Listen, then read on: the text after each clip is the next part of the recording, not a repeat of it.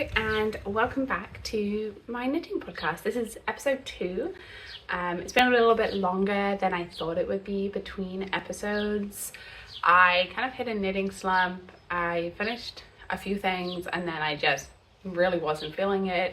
I've been reading and baking and doing a lot of other stuff regarding some personal admin for my hopeful move to the United States later this year. So hasn't been much going on, but I'm now back on this. I've got the creativity back, I've got the mind space back, I'm ready to knit again. So I'm here with another podcast.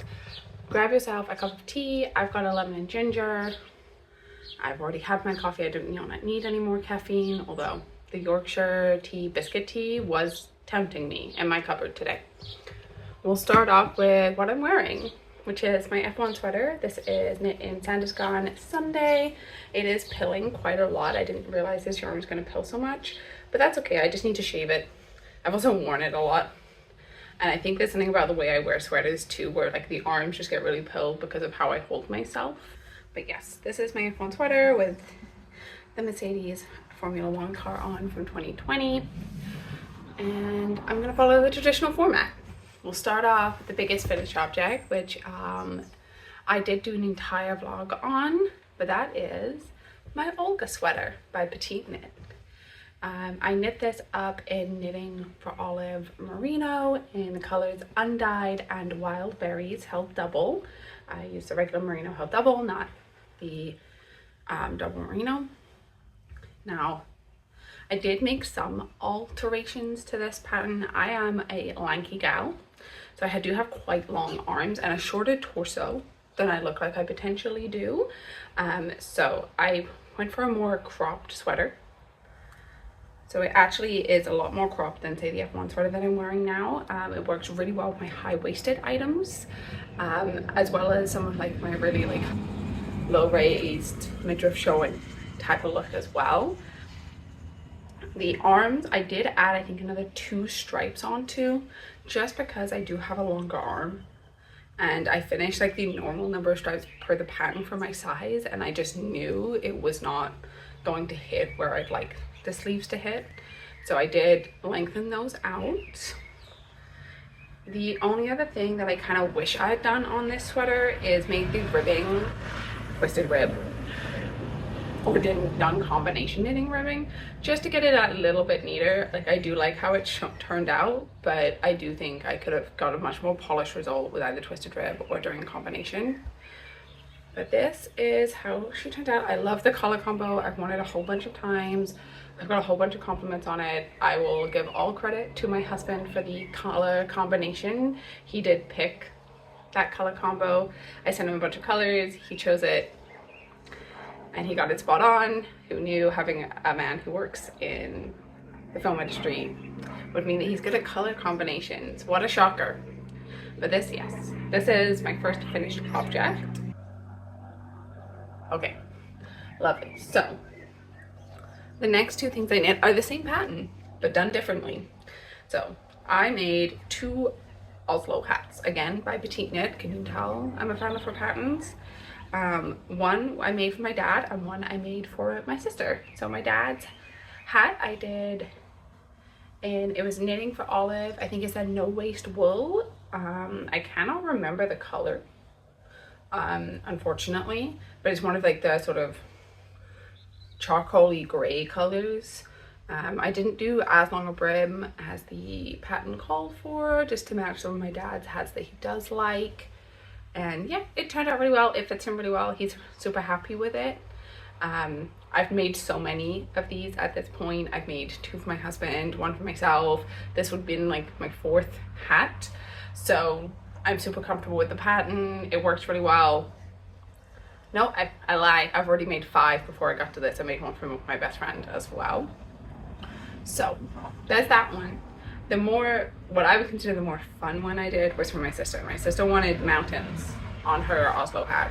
So I not only made an Oslo hat, I also had to make a color chart. We'll just wait for the lorries to go past. Yeah, so my sister requested mountains on her Oslo hat. Again, I did this in Knitting for Olive Merino. I did it in the colors pomegranate and flamingo, I want to say. Obviously pomegranate is the main color and flamingo is the contrast color for the mountains. I designed my own color chart. We've looked up a few photos of like line drawn mountains that she really liked, and then I went into Excel and just sort of played around until I could get something that would work in a sort of circular color chart pattern. I designed it specifically for the size I was doing. I know it was 108 stitches on the needle. I can't remember if that is an adult, I think it's an adult medium in the Oslo hat pattern. So I have no idea how you would adjust that for other sizes. But yes, so the way I did it was you knit half the brim first, so the block color. And then halfway through I did, or just after halfway through, I did a few rows just for the turning, and then I knit from the top down, I believe. Yes. So starting at the top of the mountains down, and then once you fold it up, it is the right way around. That was easily the most confusing bit, was when to start the color work and which way to do it. Otherwise you'll end up with upside down mountains. And I don't know why it confused me so much. I had to go back and forth multiple times trying to work out which side to do it on. Anyway, it's turned out really great. She loves it. I might make one for myself just in blues, like a dark blue with like a light blue contrast color. I think that would look really cute. Maybe I'll do that, but I'm also tempted to do, I think it's like the weekend hat or like another like rib, just like basic rib beanie, and do what I've seen a few people do on TikTok and YouTube, which is to then embroider little like snowboarders and skiers on. I think that would be a really cute idea, just in like a white merino, which I have stacks of, so maybe I'll do that first. Either way, those are all my finished objects for now, because after I finished those two hats, I stopped knitting for like a good 3 weeks. I did not knit. I baked a bunch. I've made so many cookies, you guys, like I don't even want to know how many cookies I've made right now. So next up will be my works in progress. I spent a long time working out what I wanted to do for my next project. I can't really justify buying any more yarn until I know that when I'm moving. And I really couldn't decide on a sweater pattern that I really, really wanted to do right now. And I don't want to buy a sweater quantity of yarn if I'm not 100% all in on the project. I'm very much when I'm doing a big project, that's my main project. Anything on the side is like a hat. So instead, I decided to look at what I had left over from my other projects, my Olga sweater, my F1 sweater. Some of the hats still had scraps left over, some scraps from balls of yarn from when I've done stuff for my husband previously. I have a lot of spares. So I sort of went through, worked out what can I do, how much is it going to cost, and I settled on camisole number 12 by My Favorite Things Knitwear. I have knit her, I think it's camisole number 9 before, which I do want to go back and redo because I twisted all of the purl rows on the knit back and forth section on that sweater, but I can't remember where I put the spare yarn for that project. I believe it might be in storage, and I don't want to take it apart until I know I've got the spare yarn to make up for whatever I lose when I'm cutting out, when I have to cut off some of the like seams and things in order to be able to get the yarn back. So we went for camisole number 12. I am knitting it in Knitting for Olive Merino again because that's what I have left over. I've got a lot of merino, and I'm using the undyed color. This is my progress so far. Oh god, it's covered in dog hair. Great start. So I've done the color. The color I did do a couple times just to get the right amount of stretchiness, because it is I wanted to do just like a standard long tail cast on, just like done loose, so it has that really nice rolled edge once it's finished. And then I am most of the way through the back, and I've just started the armhole shaping on the back section. Once that is done, obviously I'll move on to the front, and then at some point I'm assuming they will connect and I will knit in the round. I only have two 50-gram balls of Knitting for Olive Merino in this color left, but I thought undyed was potentially a safe bet to go for. So if I do run out of yarn, if I get more in, the chance of there being a huge color discrepancy is probably less than one of their more dyed yarns, like the blues and the pinks, where like the tones or the shades can be like quite starkly different from different colors. I felt like undyed was safe. We will find out.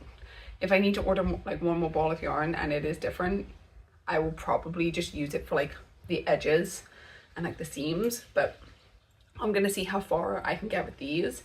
My gauge isn't exactly to the pattern. I'm using a slightly, what my stitch gauge is, my row gauge is not, which is to my benefit because again, lanky gal. So I need longer armholes. I remember this from camisole number 9. The armholes are quite tight on me after you put the seams in.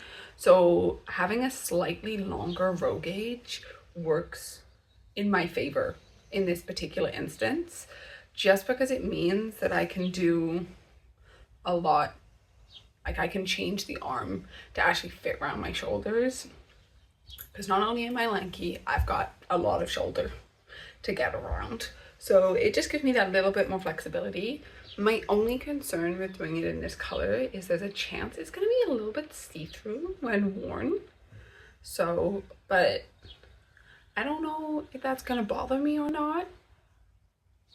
Like I could always just wear like, I mean in the winter I'd just wear like a tank top or like a camisole underneath it, but like an actual camisole.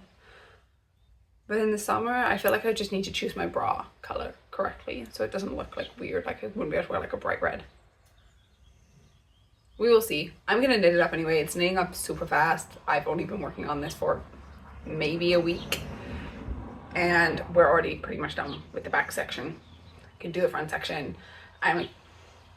Most of this admittedly was also done on a train when I went to go visit my friend in Leeds, so I had a good few hours of uninterrupted knitting time on this. I really enjoy how My Favorite Things Knitwear writes her patterns. I think they're really easy to understand. They're like the next level up from say a petite knit pattern where there's a lot of videos you can reference while you're learning the techniques. My Favorite Things Knitwear tends to, like for things like make one right, make one left purl, like she'll write out what it is instead of like directing you to a video. And I think that's way more, I think that's made me a lot better at remembering how to do things, is like reading how they're done and then working it out myself, rather than watching a video, copying it, and then immediately forgetting until the next time I need to go and do that task. Italian bind off, I'm looking at you. Did I do it on all of the seams on my Olga sweater? Yes, I did. Do I remember how I did it? No, I do not. We'll get there. One day I will remember without having to look it up. Maybe I need to like just get a book. Maybe I'll get a book. We'll see. Either way, I'm very happy with how this is working up. This is a very me top. I showed, again, my husband, my sister, my friend, and they were like, yeah, that is a you piece of clothing. So I fear I probably will make a couple of these in different colors. It's wild how small it looks, because this is obviously going to go on the back. But yeah, this is where I'm at with it. And hopefully next time I film, I will have finished it or at least made some good progress. The next thing we're going to discuss is, well, not only the acquisitions and plans, but I have no acquisition, so it's just going to be plans. Sorry, there are so many lorries going through my village right now. Let me start again. So we're going to talk about my knitting plans for the upcoming months. I would love to knit one of the loop sweaters, either a braidy loop or a tulip loop or a twisted loop sweater. I would love to do one of those. It is going to be, I just know it's going to be a long-term project, and I don't know if I want to start that until I've got a better timeline on potential international moving. So I've got an idea of the colors and stuff I want to do for those, but again, I'll probably use knitting for all of yarn. I know how it works. I think it works great. It's really comfortable. I find it soft on my skin. I've got no concerns, and I would probably actually do it with like a strand of cashmere. I don't think I want to do the merino, like, or the mohair. I did my agnetic cardigan with mohair, and I find that it just is like when it's cold it's great, but because of the way it traps the warmth in, there's no breathability to the wool, and I just get really sweaty.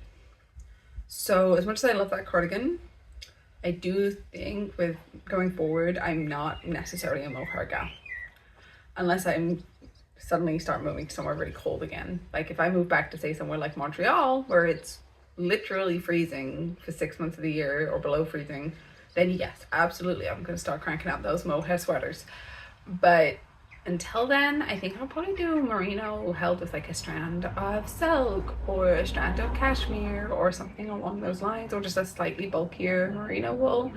I do love merino. I have a lot of merino like ski gear and hiking gear. The wool is great. It's very breathable. Like I am wearing my F1 sweater obviously in all merino, and it is still like 12 degrees out. I'm comfortable. I'm not too hot. I'm not like, if it gets any warmer, this will probably be too much, but as of right now, it's great. So I think one of the loop sweaters in their different varieties will be next. I'm also looking at the olive vest by Knitting for Olive actually. Just because I've seen there's one of the optometrists at my work wears a lot of vests in a very similar style in different colors with like long sleeve t-shirts and turtlenecks, and it always just looks so nice and well put together. So I'm thinking of doing one in sort of like a pastelish blue with like a pastel blue main color, maybe similar to this, but then with like a darker blue or like a white thrown in to make it more modeled. Or maybe just like a bog standard beige. Can't go wrong. I love beige. Beige goes with everything, which is nice. And as someone who wears a lot of blue, I really should start branching out in colors, which is why my Olga sweater is not blue. As much as I thought about it, I thought about making it blue, but you cannot. I do not need an all blue wardrobe. That might be pushing it. I think, and then the other thing that I want to do is probably knit another camisole number 9. Not in the one that I need to redo, not in that burgundy color, but in probably like just a plain charcoal black. And this time I'll probably use the recommended yarn for that pattern. Last time I used a wool cotton blend from my local yarn store when I was in Squamish. I can't remember what brand it was. It was really nice wool to knit with, but I'll either do it in maybe like a silk base just so it's super soft, or I want to do a cotton merino classic. Can't go wrong. But I think I might do a superwash. Now I don't do a lot of superwash wool. I'm very much I prefer not to have superwash wool if I can, especially when it comes to hand dyes. I don't love the way it reacts to being blocked over just a wool. I'm happy to hand wash all of my hand knits, so we'll see. But yeah, I think maybe like a charcoal gray, similar to my dad's hat, or like a true kind of charcoaly black, like a lot darker. But those are my current knitting plans. I also need to think of something to do with all of my leftover yarn. Like I've got a few full balls of like merino like this, like I would say not half used, in well, the undyed color. I've got one more. I've got 2 wild berry. I've got a rusty color. I've got a couple like really deep blues from a company called Along Avec Anna. I've got some pastel pink from that same company. And then I've also got a bunch of scraps from other hats and things. And I just really don't know how I want to combine them. I really want to make something scrappy, but I don't want it to look scrappy, if that makes sense. I want it to look intentional. I want to use those colors with intention. So I'm looking at different color work options where I potentially have enough of a color to do a contrast piece, or maybe I do a blanket. Now I don't mind a little blanket that looks a bit scrappy. That's fine, but I think for my own personal garments, that's not for me. Or I've been looking at sort of stripy sweaters, sort of things like a Frankie sweater by Petite Knit, where I buy like a whole new bulk color, like main color, and then maybe like one extra ball of that other color that I have in order to make the stripes. But I really can't decide what I want to do with them. If you've done a lot of scrappy projects, please let me know what you've done. because I wouldn't necessarily call what I've got scraps. Like, they're not small little ones, like they're almost full balls, because when I buy yarn for a sweater, I overbuy to make sure that I'm good on dye lot issues to prevent any like different color changes.